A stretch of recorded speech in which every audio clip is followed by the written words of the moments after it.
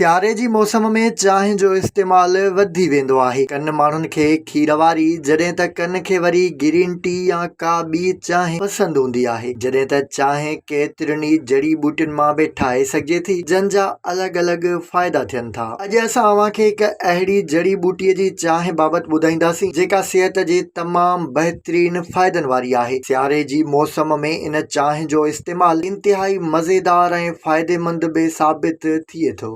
जंगली या जाबलू इलाइक़नि में हिकु जड़ी बूटी थींदी आहे जंहिं मां लीमे जहिड़ी खुशबू अचे थी। इहो ई सबबु आहे त उनखे लेमन ग्रास सॾियो वञे थो। जेका बूटी आम तौर ते कश्मीरी चांहि, कहवे, मुर्गी, मच्छी ऐं सब्जियुनि जी ठहियल सूप ऐं यखनीअ समेत खाधनि में बि इस्तेमालु कई वञे थी। इहा जड़ी बूटी केतिरनि ई बीमारियुनि खां छुटकारो ॾियारण लाइ इंतिहाई बहितरीन हूंदी आहे। सिहत जे माहिरनि जो चवणु आहे त खंघि, ज़ुकाम ऐं नक बंदि थियण वारी तकलीफ़ में लेमन ग्रास जो कहवो या काढ़ो बहितरीन इलाज तौर कमु कंदो आहे। इहो काढ़ो पीअण सां खंघि फौरी तौर ते ख़तम थी वञे थी। लेमन ग्रास जड़ी बूटी में कैंसर जे सेलनि खे ख़तम करण जूं सलाहियतूं हूंदियूं आहिनि। इन करे इन जड़ी बूटीअ जी चांहि या काढ़ो कैंसर जे मर्ज़ खां बचाइण समेत इन मर्ज़ जे इलाज लाइ बि फ़ाइदेमंद हूंदो आहे। लेमन ग्रास बूटे जी चांहि फुर्त, तंदुरुस्त ऐं चुस्त रखण सां गॾु वज़न घटाए जिस्मानी तौर स्मार्ट कंदड़ चांहि बि समझी वेंदी आहे। थोल जो शिकार माण्हू इहा चांहि वॾे शौक़ सां पीअंदा आहिनि। इहा चांहि पेट समेत